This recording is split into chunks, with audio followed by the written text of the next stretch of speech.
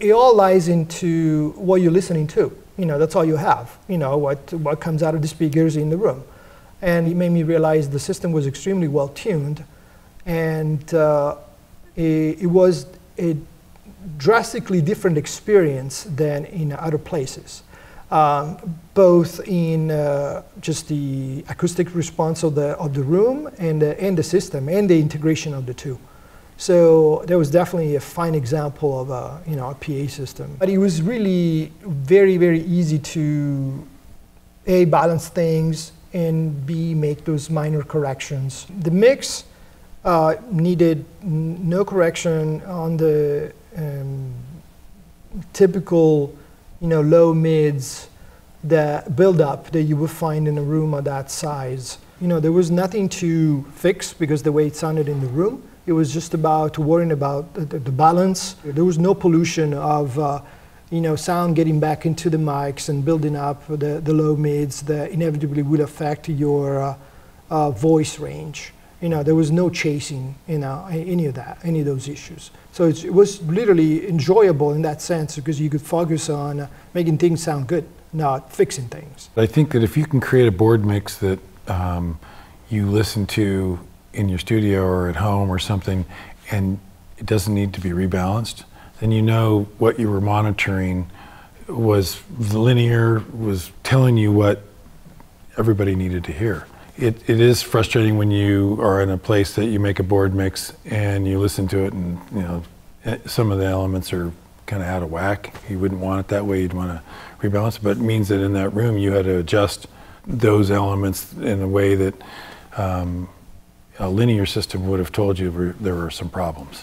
So I think that when Francesco came back with this recording that sounded like, wow, that's a good mix, and you don't need to rebalance, that told you right away that something's going on with that system that's different and unique and a real positive. So the concert at Granada was a very unique experience. Actually, honestly, he left me thinking a lot about what happened, what was happening, what I did that evening compared to other shows, and I learned a lot. I learned a lot from that experience. AeroWave has a really strong dynamic ability. A lot of the acoustic music isn't pounding levels, but there are times where it'll excite or take off.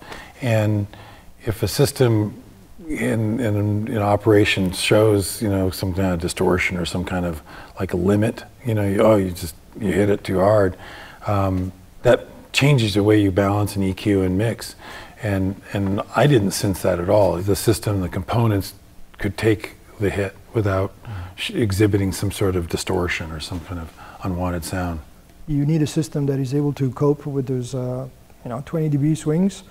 It was perfectly covered. There was never the feeling of any holes, even extreme tonal changes within different sections. Left to right, center, phantom image was super strong. Definitely tight and smooth. There was never any striking imperfection, in the system. Like anything that makes you reach to, say, a graphic EQ and say, oh, I got to fix this. And also, if you can go low with the AeroWaves, it means that the low frequencies can be used, or the subs can be used kind of more special items. You don't need that sub to fill in something that you're lacking in your main arrays.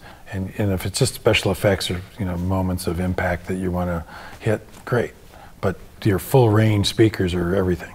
Well, I think that as evidence with the Granada that there's a lot of theater potential out there. I think with that kind of even coverage and that kind of off the stage interference, that it really is an enhancement and support for acoustic groups. So, I mean, there's a lot of theaters out there for sure, and amplification in general is not going away. It's getting more and more needed.